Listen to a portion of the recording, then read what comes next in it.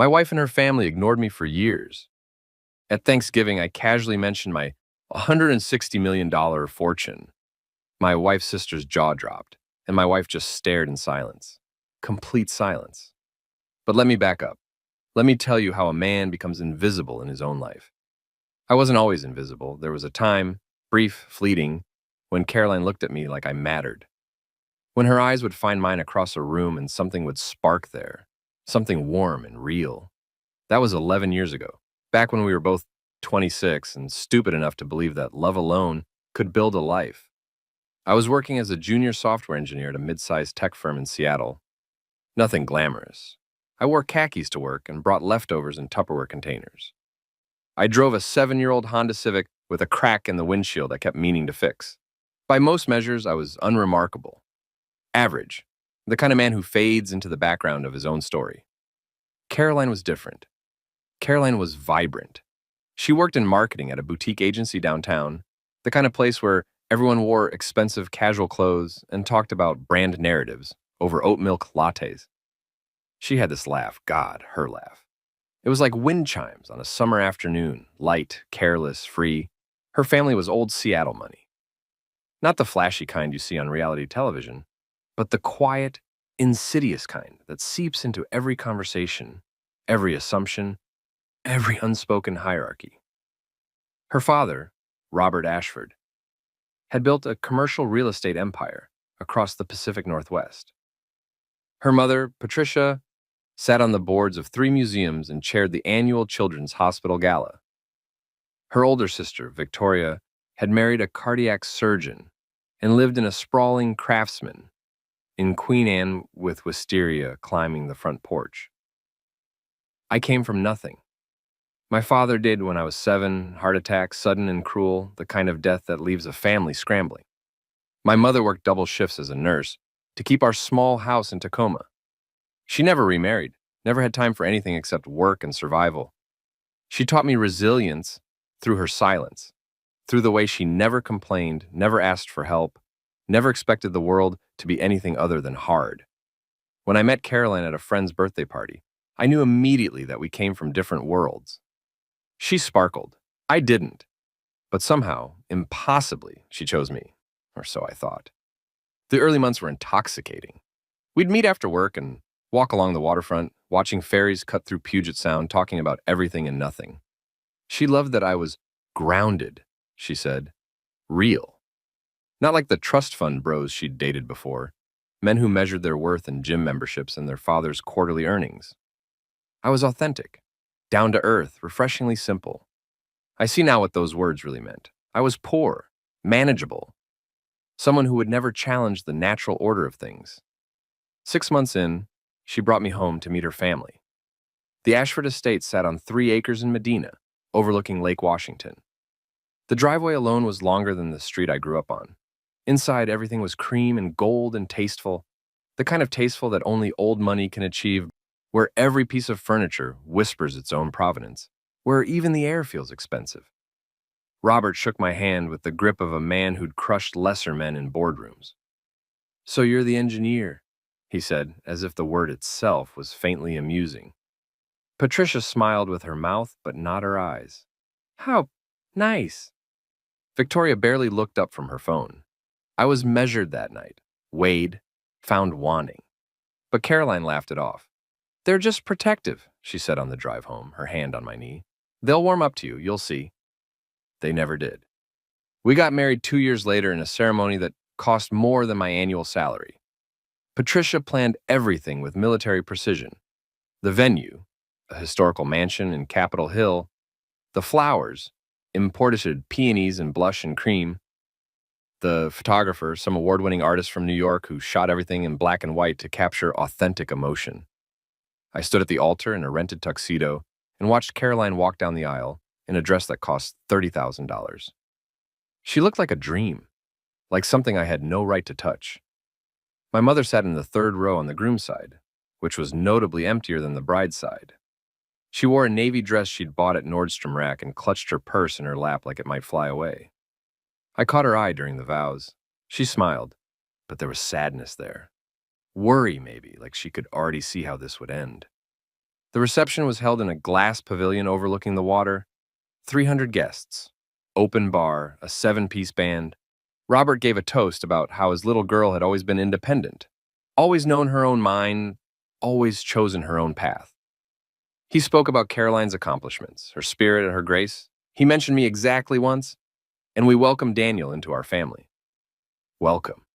As if I was being granted entry into an exclusive club, one where I'd always be a provisional member. My best man, Marcus, my college roommate and one of my few real friends, pulled me aside during dinner. "You good, man?" he asked, concern creasing his face. "Yeah," I said. "Why wouldn't I be?" He glanced toward the head table, where Caroline was laughing at something Victoria said, both of them radiant in the candlelight. "Just, this is a lot. This family, this world. Just make sure you don't lose yourself in it." I laughed it off, told him I was fine, told him love was enough. I was wrong. The first year of marriage was fine, good even. We moved into a modest two-bedroom condo in Capitol Hill. Modest by my standards, cramped by hers. I was making $75,000 a year by then. Caroline was making 60. We could afford the mortgage, the utilities, a car payment. We had date nights on Fridays. We talked about having kids someday. We were building a life. But there was always this undercurrent, this sense that I was failing some invisible test. Sunday dinners at the Ashford estate became a weekly tradition. Caroline insisted. "It's important to stay connected to family," she'd say. So every Sunday at 6, we'd drive to Medina and sit at that enormous dining table while Patricia served courses prepared by their part-time chef and Robert held forth on real estate markets, interest rates, zoning laws. I tried to contribute, tried to engage, but my opinions were met with polite nods or gentle corrections. "Well, Daniel, that's an interesting thought, but the reality is far more complex." Or, "You'd understand if you'd grown up around this business." Victoria would talk about her husband's work at the hospital, the new car they'd bought, the vacation they were planning to Tuscany. Caroline would talk about campaigns she was working on, clients she was courting. I would sit there silent, eating herb-crusted salmon and roasted fingerling potatoes, feeling like a piece of furniture. After dinner, the women would retire to the sitting room while Robert would pour scotch in his study and talk to Victoria's husband, James, about investments and opportunities. I wasn't invited to these conversations. I was left to clear dishes or make awkward small talk with Patricia about nothing in particular. "It's just how they are," Caroline would say on the drive home. "Don't take it personally." But how else was I supposed to take it? The second year, things shifted. Small things at first. Caroline started working later, staying out for drinks with colleagues, coming home tired and distant. She stopped asking about my day, stopped reaching for my hand when we watched television, stopped laughing at my jokes. In bed, we became strangers. She'd turn her back to me, pull the covers tight, build a wall of space and silence between us. When I'd try to bridge that gap, reach out, touch her shoulder, whisper her name, she'd murmur something about being exhausted and drift away. I told myself it was just a rough patch. Work stress, life stress. Marriage was hard, everyone said so, you had to work at it. But the truth is simpler than that. The truth is that Caroline was disappearing me. At family gatherings, she'd talk over me, correct me, roll her eyes when I spoke. If I shared a story, she'd cut me off halfway through with something she found more interesting. If I expressed an opinion, she'd dismiss it with a wave of her hand. "Daniel doesn't really understand the industry," she'd say, or "Daniel's not really into these things." Or worst of all, "Daniel's just tired, long week, you know." I became a supporting character in my own marriage. Victoria was worse. She had this way of looking at me, or rather, looking through me, like I was a servant who'd wandered into the wrong room. She'd ask Caroline questions about work, about life, about plans, and physically turn her body away from me as they talked. If I answered a question directed at the table, she'd pause, smile tightly, and redirect the conversation to someone else. "Oh, Daniel, that's nice. Anyway, Caroline, tell me more about the Benson account." Robert barely acknowledged me at all. At Christmas, he'd shake my hand and say, "Good to see you, David." "It's Daniel, sir." Right, Daniel." By year 3, I'd stopped correcting him. Patricia was more subtle. She'd ask about my job with this sympathetic tone like I was recovering from an illness. "And how is work going for you, Daniel?" Always that pause before work. as if she couldn't quite remember what I did or why it mattered. The invisibility was complete, total. I was a ghost in my own life, and everyone could see right through me. Except I was seeing something they weren't. What the Ashfords didn't know, what Caroline didn't know, was that I was good at what I did. Really good. That junior engineering position I'd held when Caroline and I met, within 3 years, I'd been promoted twice. I was leading a team of 8 developers, building sophisticated back-end systems for enterprise clients. I understood architecture, scalability, elegant solutions to complex problems. But more than that, I understood something fundamental about the tech industry: timing. In my spare time, those late nights after Caroline had gone to bed without a word, those weekends when she was brunching with Victoria or attending charity events I wasn't invited to, I was working, building, creating. I started with a side project, nothing fancy, a small application that helped e-commerce businesses optimize their checkout flows. I built it in 6 weeks, launched it on a whim, and forgot about it. 3 months later, I had 1,200 users. 6 months after that, 18,000. The subscription model I'd implemented was generating $30,000 a month in revenue. I was running the entire operation alone: customer service, bug fixes, feature updates, all while working my day job and maintaining the facade of my failing marriage. I didn't tell Caroline. I'm not sure why at first. Maybe I wanted to see how big it could get before I shared the news. Maybe I wanted something that was mine alone, untouched by her family's judgment. Maybe I was already protecting myself from the inevitable disappointment in her eyes when she realized I'd succeeded at something without her knowledge or approval. The money went into a separate account. Business expenses, I told myself. Reinvestment. But I wasn't reinvesting, I was building a fortress. By year 4 of our marriage, I'd sold that first application to a larger company for $2 million. I walked away with 1.6 after taxes. I didn't celebrate, didn't tell anyone. I sat in my car in the parking garage of the acquiring company's office, signed the papers, and felt nothing. No, that's not true. I felt vindicated, seen, visible to myself at least, even if I remained invisible to everyone else. I took $800,000 and invested it in index funds, safe and boring. The rest I used to fund my next project. This one was bigger, more ambitious. A SaaS platform for mid-sized manufacturing companies to manage their supply chains more efficiently.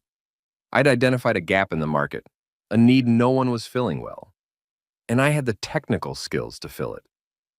I worked 16-hour days. I'd come home from my day job, eat whatever leftovers were in the fridge, and disappear into the second bedroom we'd converted into an office. Caroline barely noticed. She was busy with her own life, her career, her friends, her family. I was just the furniture that paid half the mortgage. My mother got sick that year. Stage 3 breast cancer. The diagnosis came on a Tuesday, delivered over the phone, while I sat in a conference room pretending to care about quarterly projections. I told Caroline that night over reheated Chinese food. She looked up from her phone, frowned sympathetically, and said, "Oh, honey, I'm sorry, that's really hard." Then she went back to scrolling.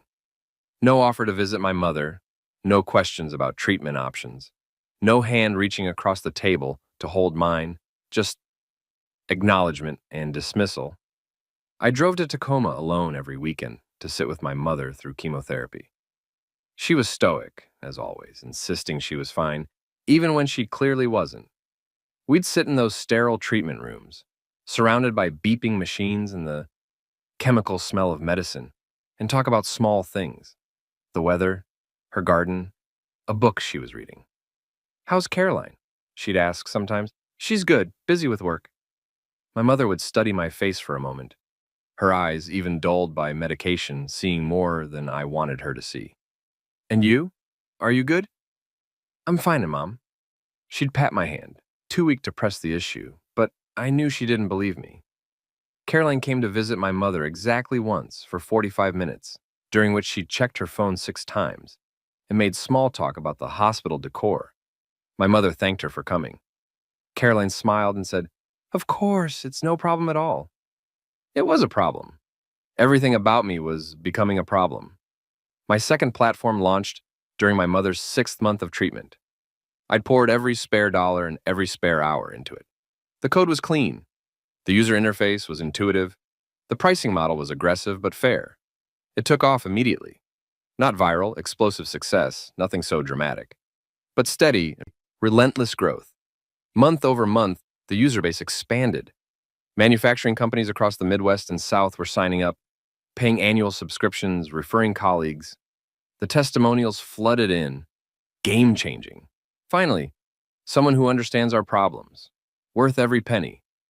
By month 6, I was generating $70,000 in monthly recurring revenue. By month 12, $200,000. I hired a part-time customer service rep, an offshore development team to handle maintenance, a freelance marketer to manage ads. The business ran itself, and I stayed invisible. At work, I was still the same dependable engineer. At home, I was still the same forgettable husband. At Sunday dinners, I was still the same ghost who passed the dinner rolls and laughed at Robert's jokes about tax codes. But in my bank accounts, small in my investment portfolios, in the Delaware LLC I'd established, there I was someone else entirely. My mother went into remission after 18 months. The oncologist called it remarkable. My mother called it grace. I called it relief, pure, overwhelming, exhaling for the first time relief. I took her to dinner to celebrate, just the two of us, at a nice steakhouse overlooking the water. She ordered filet mignon and looked at me across the table with tears in her eyes. "You've been so strong through all this," she said. "Taking care of me, working so hard. I'm proud of you, Daniel." I almost told her then. Almost explained that I wasn't just working hard, I was building an empire she couldn't imagine. That her son, the one the Ashfords dismissed, the one Caroline treated like an afterthought, was worth more than all of them combined. But I didn't. The words caught in my throat, tangled up with shame and pride and something I couldn't name. Instead, I just squeezed her hand and said, "I learned from the best." She smiled. My mother always knew how to smile through pain. Caroline and I had been married for 5 years when the acquisition offer came. A private equity firm specializing in industrial tech had been quietly purchasing companies in my space. They wanted my platform. They wanted it badly. The initial offer was $30 million. I was sitting in my office, our second bedroom still, with its IKEA desk and slowly dying succulent, when I read the email. I read it 3 times, then I read it again. The words didn't change. 30 million. For something I'd built alone. In the margins of a life where no one saw me, I negotiated. Not because I needed to, but because I wanted to, because for once, I wanted to be seen as someone worth negotiating with, someone with leverage, someone who mattered. We settled on 42 million, with earnout provisions that could push it to 65 if certain growth targets were met over the next 2 years. I signed the papers on a Thursday afternoon in a law office downtown. My lawyer, a sharp woman named Rachel, who I'd hired specifically because she had no connection to the Ashford family or their social circle, shook my hand afterward and said, "Congratulations, you just changed your life." "Yeah," I said, "I guess I did." I drove home in my 7-year-old Honda Civic I'd never bothered to upgrade and sat in the parking garage of our building for 20 minutes, staring at nothing. Caroline was home, surprisingly. She was on the couch, laptop open, glass of wine in hand, watching some reality show about rich people doing rich things. "Hey," she said, not looking up. "Did you pick up milk?" "No, sorry." "Ugh, Daniel, I asked you this morning." "I forgot." She sighed, exasperated, and returned to her show. I went to the bedroom, changed into sweatpants, and lay on the bed staring at the ceiling. $42 million. Minus taxes, roughly $26 million in my account. Plus the $800,000 from the first exit, which had grown to just over $1 million with market returns. Plus the earnout potential. I was worth $27 million conservatively. More if the earnout paid off. More if my investments continued to perform. And my wife had just sighed at me for forgetting milk. I didn't tell her. Not that night, not the next day, not the next week. I didn't tell anyone. Here's what wealthy people understand that everyone else doesn't. Money isn't about spending. It's about power, options, freedom. I didn't buy a yacht, didn't buy a sports car, didn't buy a mansion or a vacation home, or any of the things people fantasize about when they imagine wealth. I invested, carefully, strategically. Diversified across index funds, real estate, emerging markets, a handful of promising startups. I hired a wealth manager, not one of the big names, but a quiet, competent firm that specialized in tech exits, and they built me a portfolio designed for long-term growth and tax efficiency. The earnout targets were aggressive, but the private equity firm knew what they were doing. They scaled my platform rapidly, expanding into new markets, acquiring complementary tools, building an ecosystem. 18 months after the acquisition, they hit every target. The earnout paid in full, $65 million total. After taxes, roughly $40 million in hand. Combined with returns on my existing investments, I was approaching $50 million in net worth.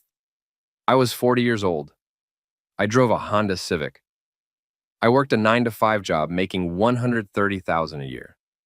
I had been married for 7 years to a woman who hadn't asked me a meaningful question in months. And I was worth $50 million. But money doesn't solve invisibility. It just makes it more absurd.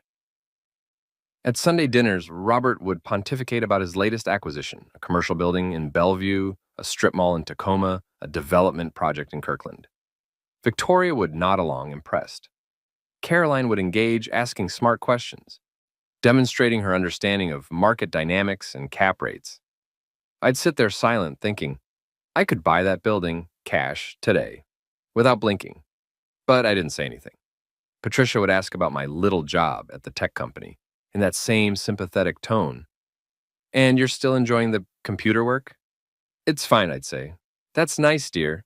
Stability is so important. Stability.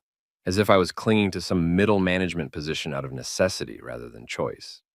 Victoria would talk about their family vacation to the Amalfi Coast, casually mentioning the $15,000 a week villa, the private chef, the yacht day trip. Caroline would sigh wistfully and say, someday, when we can afford it. I'd nod along, complicit in my own erasure. Yes, someday, when we can afford it. Not that I could book that exact villa right now and barely notice the charge. The invisibility was my choice now, and that made it worse somehow. I was choosing to stay hidden, choosing to let them underestimate me. But why? Pride maybe, spite, or something deeper. A need to know if Caroline could love me without knowing what I was worth. A need to see if her family would ever treat me like a person without the leverage of wealth. The answer was becoming clearer every week. I started taking long walks after work. Sometimes I'd walk for hours, wandering through Capitol Hill and Queen Anne, watching people live their lives. Couples holding hands, families laughing over dinner through restaurant windows, strangers who saw each other, really saw each other, without the fog of contempt or indifference. I thought about divorce. Of course I did.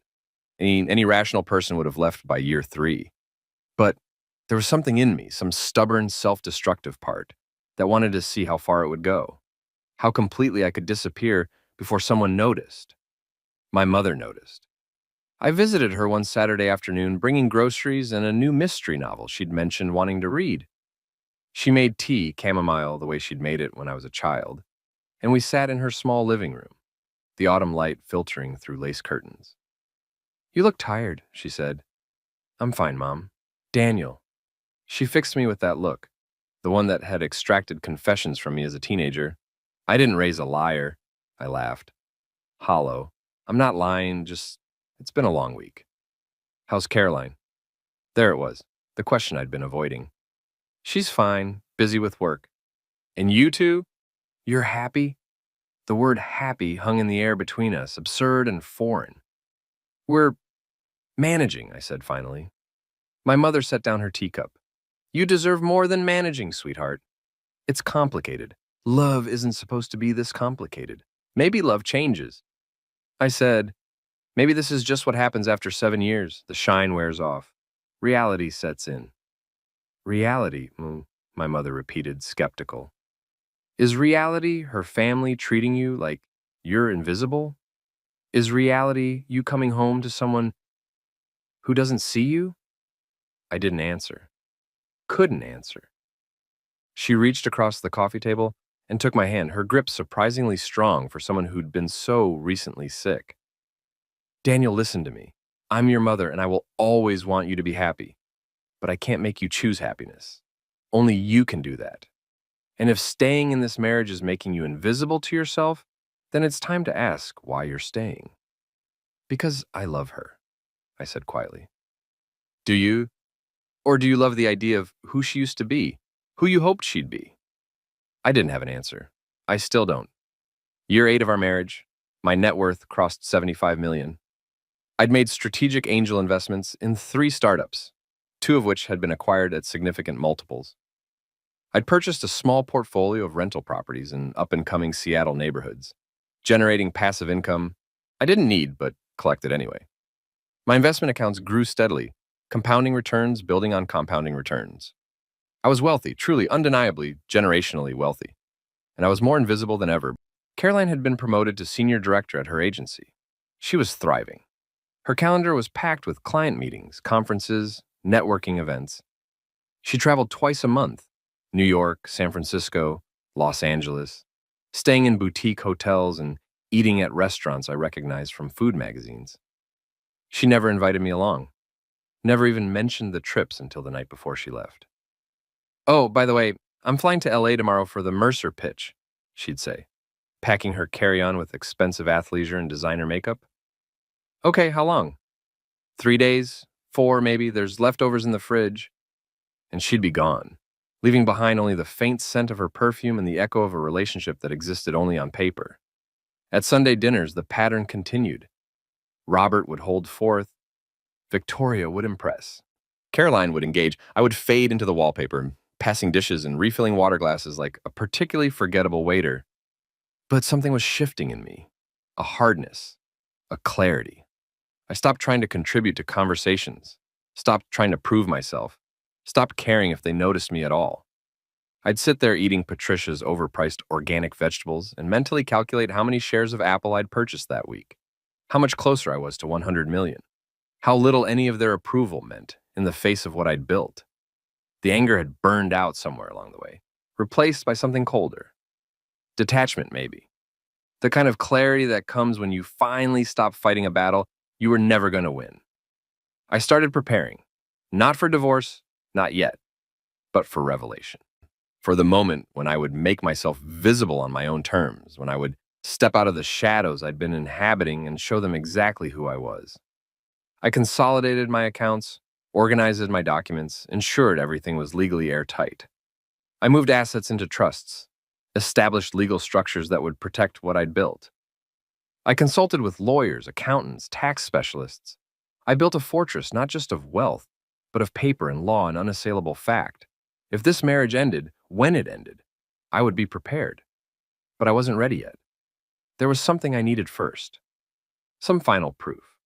Some ultimate confirmation of what I already knew but couldn't quite accept. That Caroline and her family would never see me as anything other than what they decided I was on that first night in Medina 8 years ago. Less than. Other. Forgettable. I needed them to show me one more time at exactly who they were. And I needed to see myself, really see myself, making the choice to walk away. The invitation came in October, Thanksgiving at the Ashford estate, as always. We hope you and Caroline can join us, Patricia wrote in her elegant script on expensive cardstock. It's so important to gather family during the holidays. Family. The word was laughable. Caroline RSVP'd for both of us, without asking. Of course we're going, she said when I questioned it. It's Thanksgiving. Right, I said. Of course. I'd been thinking about this moment for months, maybe years. The perfect stage for my exit, the perfect audience. A family gathering, everyone assembled, everyone comfortable in their assumptions about the world and their place in it. And me, the invisible man, finally stepping into the light. I'd crossed 100 million in net worth that October. A late-stage startup I'd invested in had gone public, and my shares had vested at a valuation that pushed my portfolio past the threshold. $100 million. After taxes, fees, expenses, still 100 million. It wasn't the money that mattered. It was the proof. The undeniable, unambiguous proof that I had built something extraordinary while they all looked through me. In the weeks leading up to Thanksgiving, I finalized everything. Met with my lawyer to review post-nuptial options. None, since we'd never signed a prenup and Washington is a community property state. Caroline would be entitled to half of anything earned during the marriage, which meant roughly $20 million, a sum I'd accepted with a cold calculation. Met with my wealth manager to ensure liquidity. Met with a therapist, actually, for the first time in my life, to talk through what I was about to do. What are you hoping to achieve? Dr. Sarah Chen asked during our third session. She was mid-40s, sharp-eyed, the kind of person who listened more than she spoke. I want them to see me, I said. And then what? I don't know. I just know I can't keep living like this. Like I don't exist. You exist, regardless of whether they acknowledge you, she said gently. You know that, right? Intellectually, yes, but emotionally? I shook my head. I need to know I can walk away. I need to prove to myself that I'm worth more than their dismissal. And revealing your wealth will prove that. It'll force them to confront who I actually am, what I've actually accomplished. It'll make them see what they missed while they were busy looking through me. Dr. Chen leaned back in her chair, studying me. Daniel, I want you to consider something. Revealing your wealth won't change who they are. It won't make them suddenly respect you. It might shock them. It might make them reevaluate their assumptions. But the people who've spent 8 years treating you as invisible, they'll find a way to rationalize it, to minimize it, to make it fit their existing narrative about who you are. Maybe, I said, but at least I'll know I told the truth. At least I'll know I stopped hiding. Is that what you've been doing? Hiding or protecting yourself? I didn't have an answer. There's a difference, she continued, between strategic privacy and self-erasure. You built something remarkable. You have every right to keep that private. But if the privacy is costing you your sense of self, if you're disappearing into your own silence, then yes, maybe it's time to speak up. Just be clear about what you're trying to achieve, and be prepared for the fact that their reaction might not give you what you're hoping for. I nodded, I understood, but understanding and accepting are different things. I scheduled another appointment for the week after Thanksgiving. The night before Thanksgiving, Caroline came home late from drinks with colleagues. She was tipsy, cheerful, in a way I hadn't seen in months. She kicked off her heels and collapsed on the couch next to me, smelling like wine and expensive perfume. God, I needed that, she said, stretching. Work has been insane, yeah? The Mercer campaign launched today. It's performing even better than projected. Roger said it might be our biggest win of the year. She turned to look at me, actually look at me, for the first time in weeks. How was your day? The question was so unexpected, so rare, that I almost didn't know how to answer. It was fine, quiet. That's good. She patted my leg absently, then picked up her phone, the moment already passing. I watched her scroll through Instagram, double-tapping photos of other people's lives, and thought, this is the last time I'll sit next to you like this. The last time I'll pretend this is enough. Tomorrow, everything changes. Caroline, I said. Do you ever think about us? About whether we're happy? She looked up, confused by the question. What do you mean? I mean, are you happy in this marriage? She frowned, a small crease forming between her eyebrows. Where is this coming from? Did something happen? No, I'm just asking. She set her phone down, turning her body toward me with the kind of focused attention people give to crisis situations. Daniel, if you're feeling insecure about something, I'm not feeling insecure. Then we should talk about it. But I'm really tired tonight, and we have Thanksgiving tomorrow, so can this wait? Could it wait? Yes. It had waited 8 years. Another day wouldn't matter. Sure, I said. It can wait. She smiled, relieved, and kissed my cheek. Thank you. I promise we'll talk soon. Really talk. Things have just been so crazy with work. She went to bed shortly after, leaving me alone in the living room, the television flickering its blue light across empty space. I stayed up until 2 in the morning, sitting in the dark, preparing myself for what I was about to do. Not rehearsing lines, this wasn't a performance, but centering myself, remembering who I was, what I'd built, why I'd built it. When I finally went to bed, Caroline was asleep, curled on her side of the mattress, a wall of pillows between us.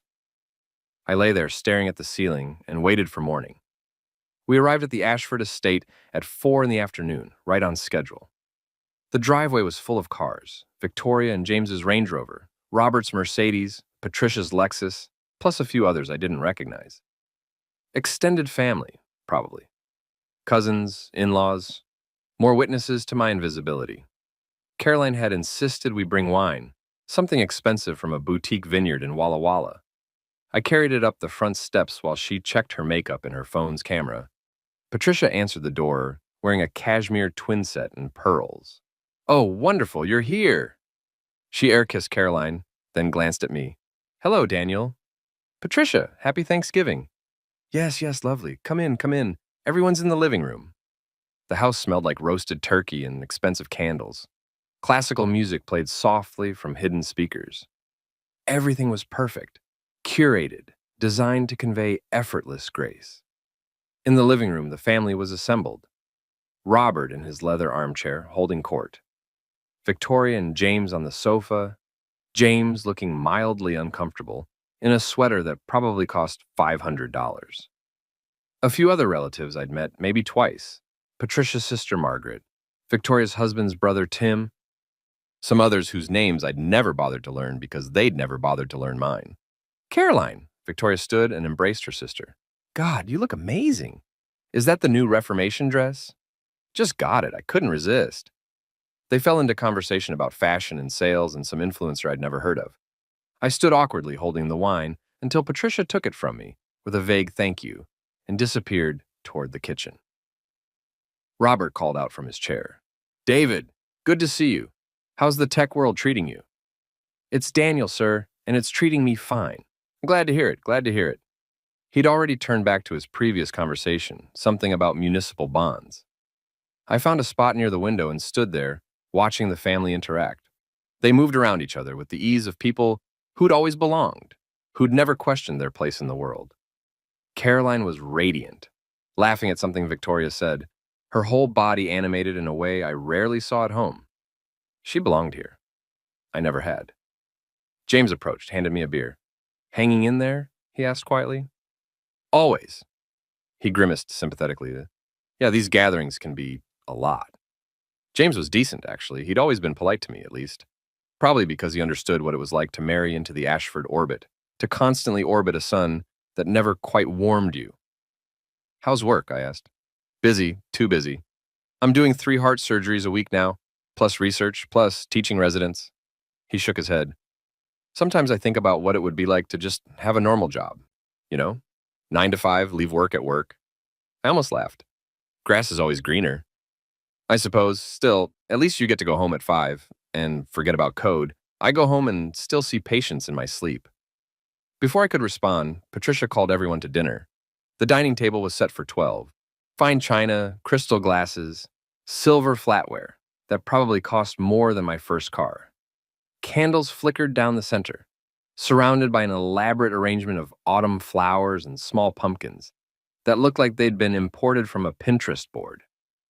I ended up seated between Patricia's sister Margaret, a chatty woman in her 60s who asked intrusive questions about when Caroline and I were planning to have children, and the empty chair where Caroline eventually sat after finishing a conversation with her father.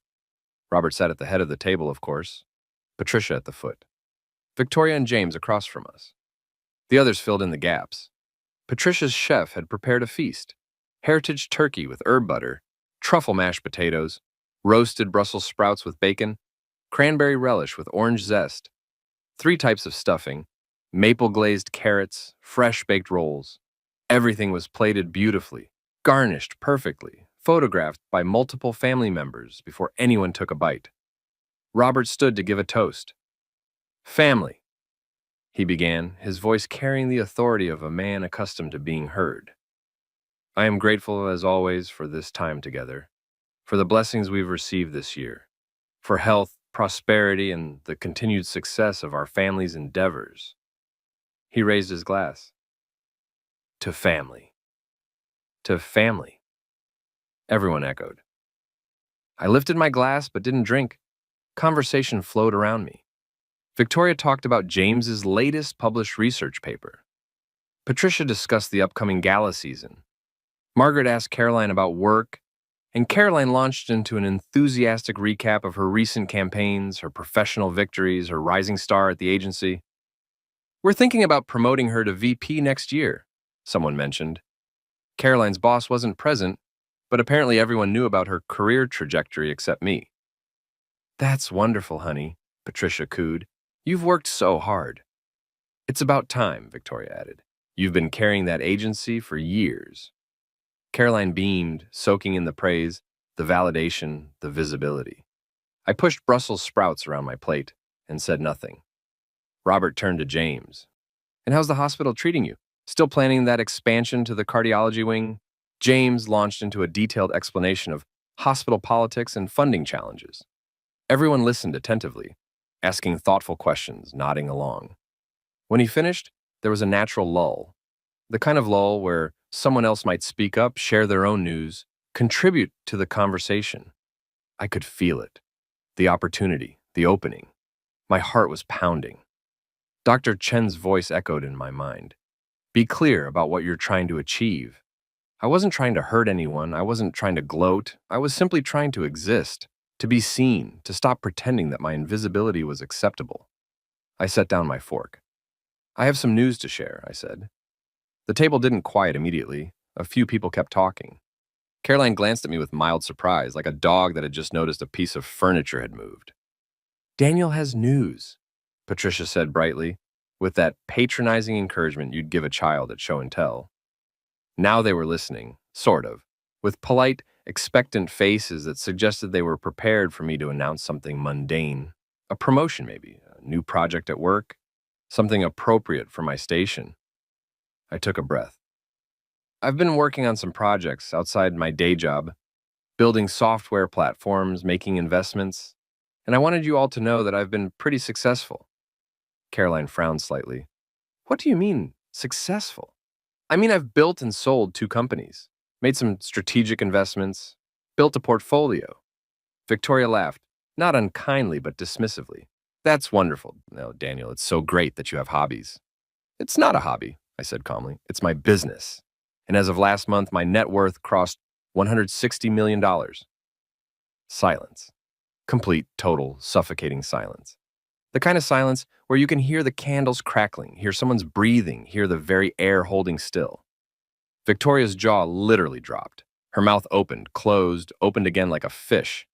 She looked at James, then back at me, then at Caroline. Robert had frozen mid-reach for the wine bottle. Patricia's eyes were wide, her polite smile locked in place like a mask that had forgotten how to move. Caroline just stared. Her face was blank, completely blank, as if her brain had blue screened trying to process the words. Margaret broke the silence first. Did you say 160 million?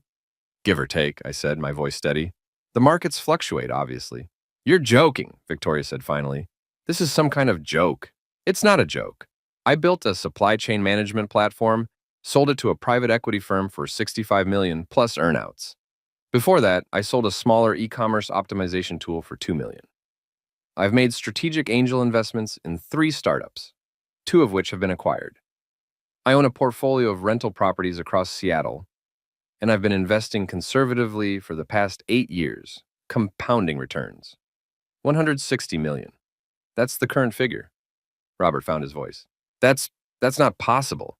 You work at a tech company. You're a mid-level engineer. I'm a senior director of engineering, actually, but you're right. That's not where the money came from. The money came from the businesses I built in my spare time, the businesses I built while no one was paying attention. Caroline's voice came out strangled. What businesses?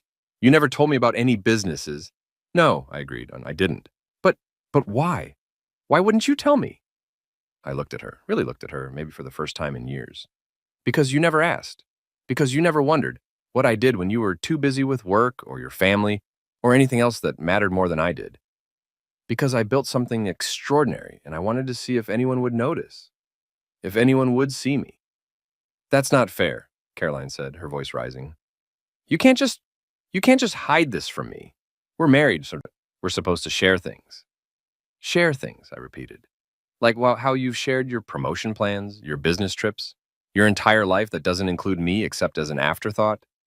Daniel, Patricia interjected, her voice trembling slightly, this is all very surprising, but there's no need to be hostile. I'm not being hostile. I'm being honest. For the first time in 8 years, I'm being completely honest. Robert had regained some of his composure. If what you're saying is true, and I'll need to see documentation, obviously, I said dryly, then this changes things. Financially speaking, if you're married, Caroline is entitled to half of any marital assets. I'm aware of Washington's community property laws, Robert.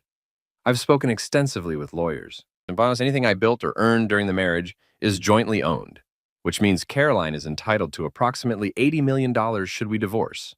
I've made peace with that. Should we divorce? Caroline's voice cracked.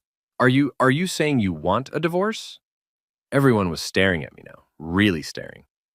For the first time in 8 years, I was the center of attention, visible, undeniable, and all I felt was tired.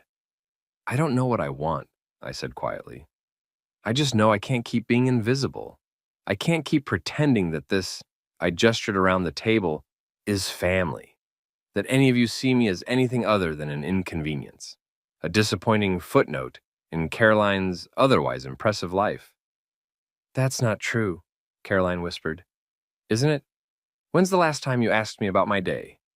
When's the last time you looked at me, actually looked at me, and saw a person you loved?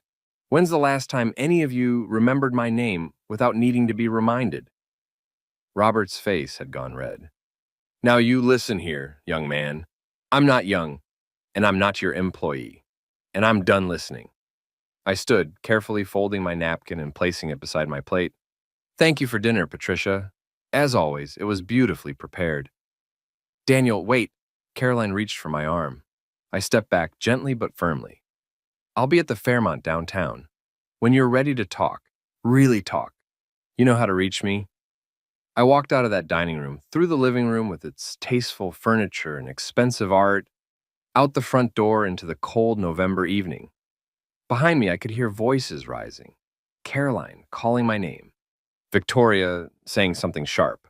Robert's low, rumbling anger. I got in my Honda Civic, started the engine, and drove away from the Ashford estate for what I knew might be the last time.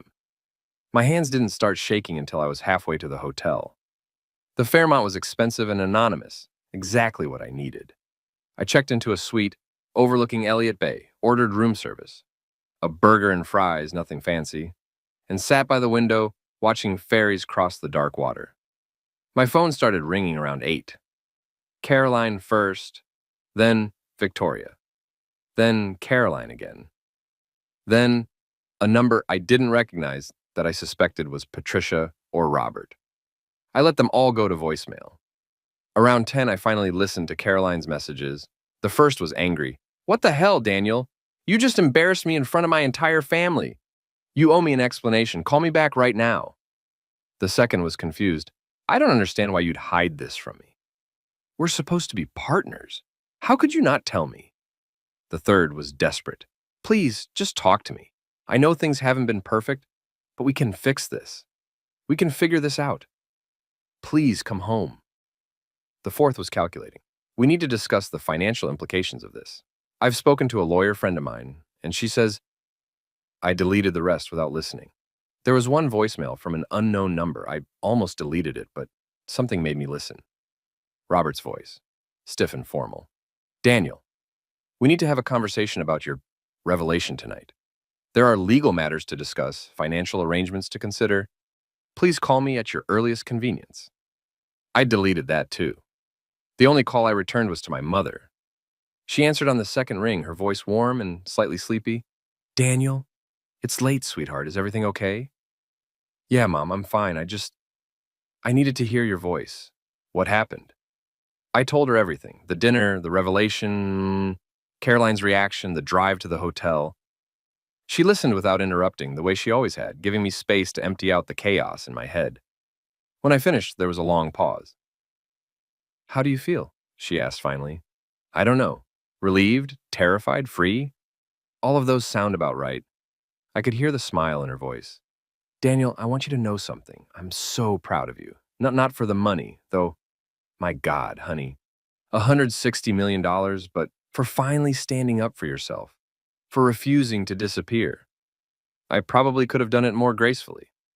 Grace is overrated. Sometimes the truth needs to be said plainly, even if it's uncomfortable. What do I do now? You rest, you breathe. You give yourself permission to feel whatever you're feeling, and then when you're ready, you decide what kind of life you want to build. With or without Caroline, with or without the Ashfords. You get to choose, Daniel. Maybe for the first time in years, you actually get to choose. We talked for another hour about nothing and everything, about her garden, her book club, her plans for Christmas, normal things, human things, the kind of conversation I'd been starving for without realizing it. When we hung up, I felt lighter, not happy exactly, but unburdened. I slept better that night than I had in years. Caroline showed up at the hotel the next morning. I'd just finished breakfast, room service again, scrambled eggs and coffee, when there was a knock at the door. I looked through the peephole and saw her standing in the hallway, wearing yesterday's dress, her makeup smudged, her hair pulled back in a messy ponytail. She looked exhausted, lost. I opened the door. "Hi," she said quietly. "Hi. Can I come in?" I stepped aside, letting her enter. She walked to the window, stood looking out at the view, her arms wrapped around herself like she was cold. "I didn't sleep last night," she said. "I just kept thinking about what you said, trying to understand how I missed this. How you could build this entire life and I didn't even notice." I didn't respond. There wasn't much to say. She turned to face me, tears streaming down her face. "I'm sorry, God, Daniel, I'm so sorry. You're right. About everything. I stopped seeing you. I stopped treating you like you mattered. I got so caught up in my own life, my own world, that I forgot we were supposed to be partners." "Yeah," I said, "you did. Can you forgive me?" The question hung between us.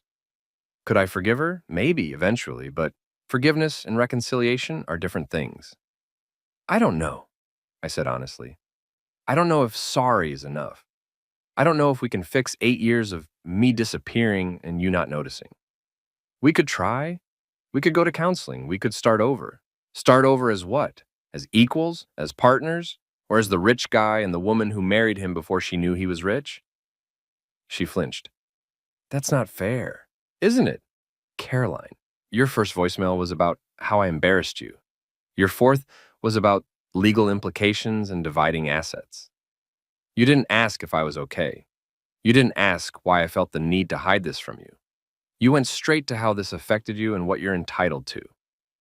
I was shocked. I didn't know how to process. I've been shocked for 8 years. Shocked every time your father called me the wrong name. Shocked every time your family talked over me like I was a piece of furniture. Shocked every time you chose work or your friends or your family over me. Shocked every time I reached for you in bed and you pulled away. And you know what? I processed it. I dealt with it. I built something meaningful while you all assumed I was just existing. She was crying harder now, her shoulders shaking. I was a terrible wife. I know that. I don't know how it happened, how I turned into someone who could treat you like that. But I want to change. I want to be better. Do you, or do you want to be married to a man worth $160 million? That's not. She stopped, wiped her face. Okay, maybe that's part of it. I'm not going to lie. The money changes things. It changes how I see you, how everyone sees you. And I hate that it does, but it does. At least she was being honest. So what do you want, Caroline? She took a shaky breath. I want to try. I want to go to therapy. I want to rebuild what we lost. I want to prove to you that I can be the partner you deserve. And if I don't want to try, if I'm done, fresh tears, then I'll accept that. I'll sign whatever papers you want. I'll take my half and go. But I'm asking, begging for a chance to fix this. Not for the money, for us. For the people we used to be before everything went wrong. I looked at her standing there, broken and desperate and real in a way I hadn't seen in years. Part of me wanted to believe her. Wanted to believe that love could be resurrected from the grave we dug for it. Wanted to believe that visibility, once lost, could be regained.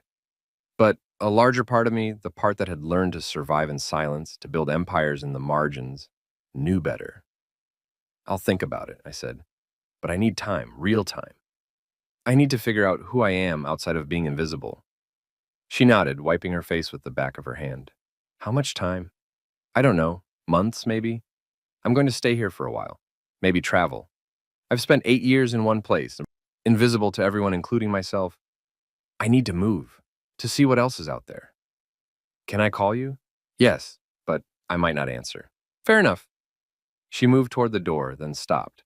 Daniel? For what it's worth. I'm proud of you, what you built, who you are. I'm sorry it took me so long to see it. Yeah, I said. Me too. She left quietly, and I was alone again. Alone, but no longer invisible.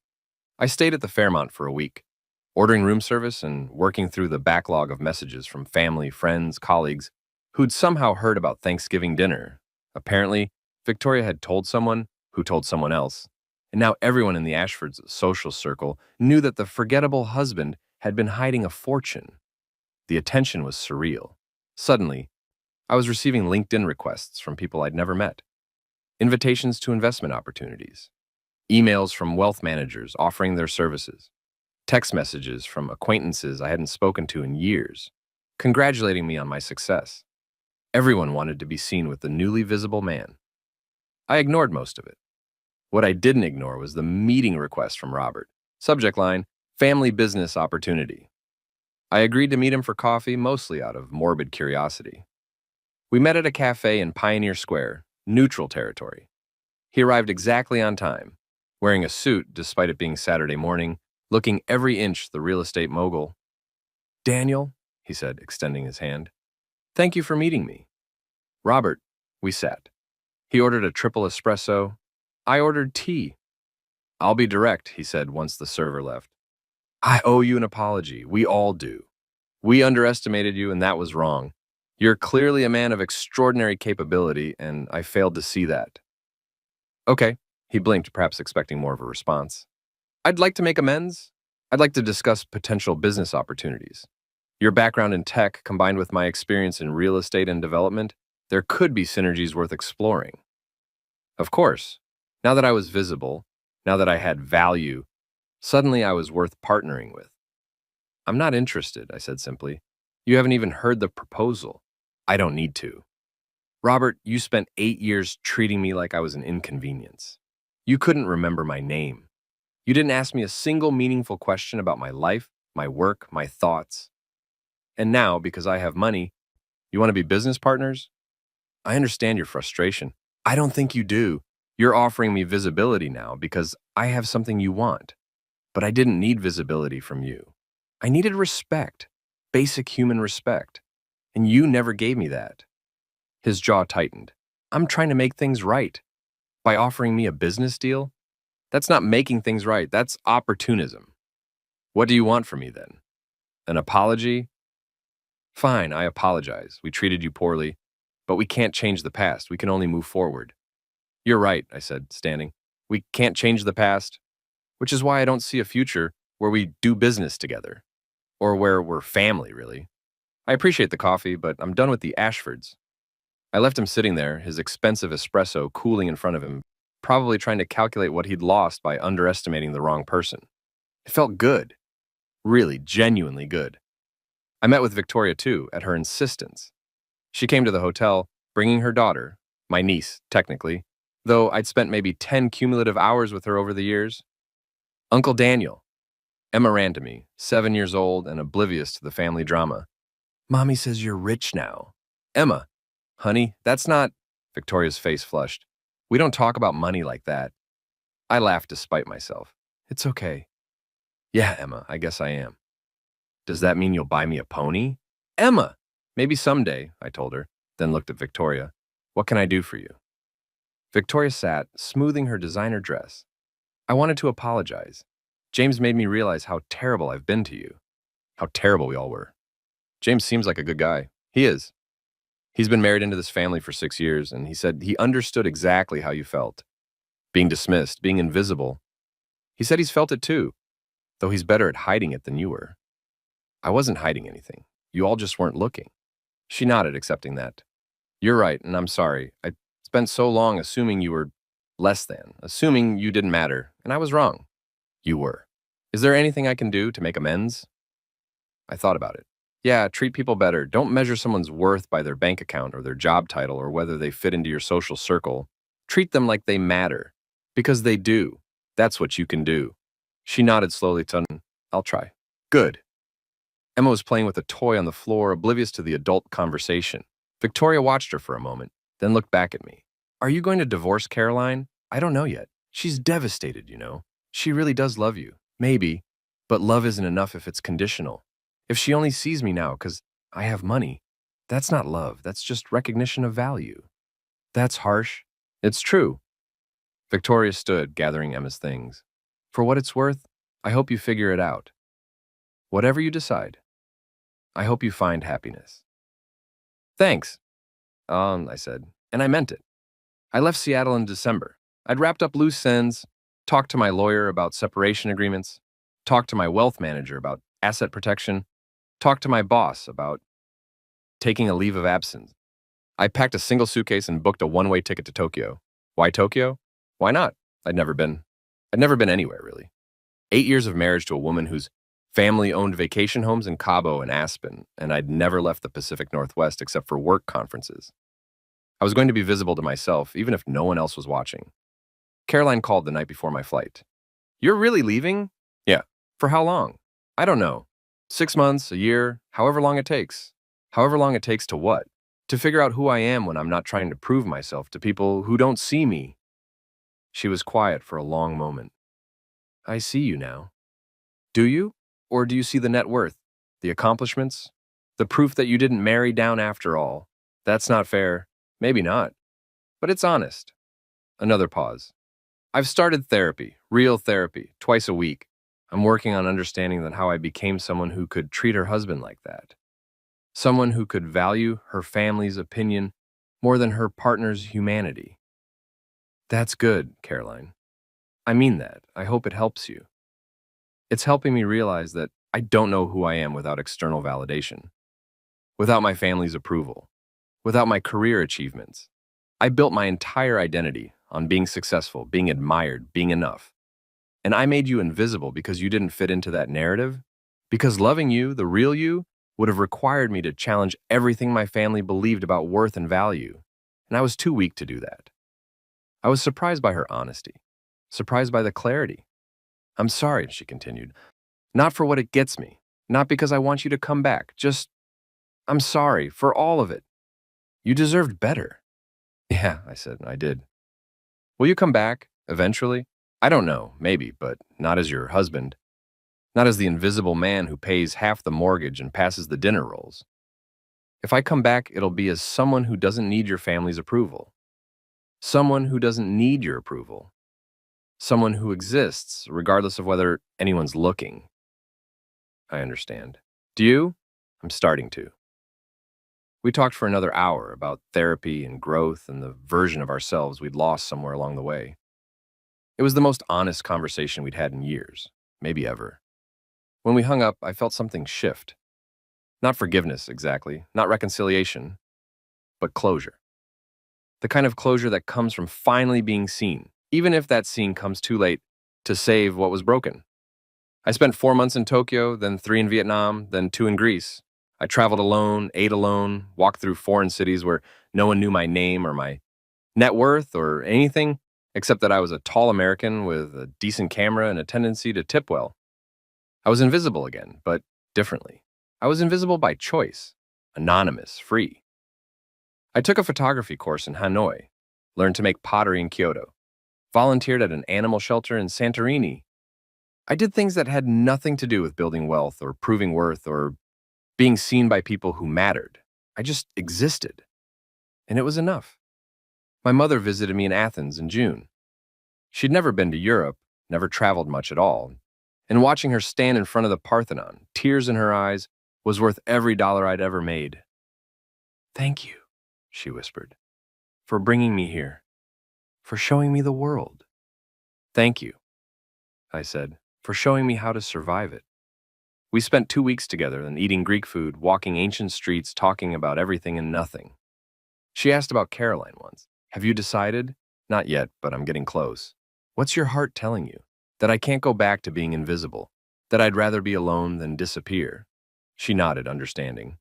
Then you have your answer. I came back to Seattle in September, nearly a year after Thanksgiving. The city looked the same, felt the same, but I was different, calmer, clearer, whole in a way I hadn't been before. I'd made my decision. I met Caroline at a cafe in Capitol Hill, the same one where we'd had our first date 11 years earlier. She looked good, healthier somehow, less frantic, like she'd been doing the same work I'd been doing, just from a different location. Hi, she said, standing when I arrived. Hi. We sat, ordered coffee, made small talk about my travels, her work, the weather. Then, quietly, I've filed the papers for divorce. She nodded like she'd been expecting it. Okay, I'm sorry. Don't be, you were right. About everything. We can't fix 8 years of me not seeing you. We can't go back and build a foundation that was never there. And you deserve someone who sees you from the beginning, not just after you prove yourself. You've changed, I observed. So have you. She smiled sadly. Maybe if we'd both been these versions of ourselves from the start, things would have been different. Maybe. We talked through the logistics. The lawyers had already worked out most of it. She'd get 40 million, half of what I'd built during our marriage. The condo would be sold, proceeds split, clean break as clean as it could be. What are you going to do? She asked. Travel more, probably. Work on new projects. Figure out what makes me happy without needing to prove anything to anyone. That sounds good. Really good. What about you? I'm moving to Portland, starting over. My therapist thinks it's important to build an identity separate from my family, from Seattle, from all the expectations I've been carrying. I'm scared, but excited too. Good for you. We finished our coffee in comfortable silence. When we stood to leave, she hugged me. Really hugged me. The kind of hug that acknowledges an ending and releases it with grace. Thank you, she whispered. For what? For refusing to stay invisible. For teaching me that love without respect isn't love at all. For being brave enough to walk away. You're welcome. We left separately, walking in different directions toward different futures. It felt right. It's been 3 years since that Thanksgiving. I'm 43 now. I live in a small apartment in San Francisco, nothing fancy, with a view of the bay and a coffee shop on the corner where everyone knows my order, but not my net worth. I work on projects that interest me, some for profit, some just for the challenge. I've started mentoring young engineers, particularly those from backgrounds like mine, teaching them that worth isn't measured in bank accounts, but in what you build and how you treat people. My mother is healthy, thriving. We travel together twice a year, exploring places she'd only dreamed of. She's currently planning a trip to New Zealand for next spring. Caroline and I are cordial. We text occasionally, updating each other on major life events with the kind of friendly distance that comes from having once shared a life and then consciously choosing to build separate ones. She's doing well, I think. Dating someone who actually sees her, not just her accomplishments. Learning to be enough without external validation. I'm dating too, casually. No one's serious yet. I'm in no rush. I spent so long being invisible that I'm still learning how to be seen without armor, how to let someone in without losing myself. The Ashfords and I have no contact. I heard Robert had a health scare last year, and I felt something, not quite sympathy, but a kind of distant human concern. I sent flowers. He sent a card thanking David. Some things never change. Last month, I was interviewed for a tech magazine about successful exits and post-acquisition life. The interviewer asked what advice I'd give to other entrepreneurs. Build something that matters to you, I said. Not something that proves your worth to people who won't see you anyway. Build it because it's interesting, because it's challenging, because it makes the world slightly better. And surround yourself with people who see you, really see you, regardless of what you've built or what you're worth. That's good advice, the interviewer said. It's hard-earned, I replied. I think about that Thanksgiving dinner sometimes, about the moment when I finally spoke up, when I refused to stay invisible for even one more second, about the shock on their faces, the silence that followed, the way everything changed, and nothing changed all at once. They saw my net worth. They saw my accomplishments. They saw the proof of my value rendered in dollars and cents. But they never really saw me. And that's okay now. I've learned that visibility isn't something granted by others. It's something you claim for yourself. It's the decision to stop apologizing for existing, to stop shrinking to fit into spaces that were never meant for you, to stop waiting for permission to be enough. I'm enough. I was always enough. I'm worth $160 million, give or take, but that's not what makes me visible. What makes me visible is that I finally see myself, and I refuse to disappear again, no matter who's looking or who's not. That's the story of how I went from invisible to visible, from dismissed to undeniable, from ghost to man. Not because I proved my worth to people who didn't value me, but because I finally proved it to myself. And that, I've learned, is the only visibility that ever really mattered.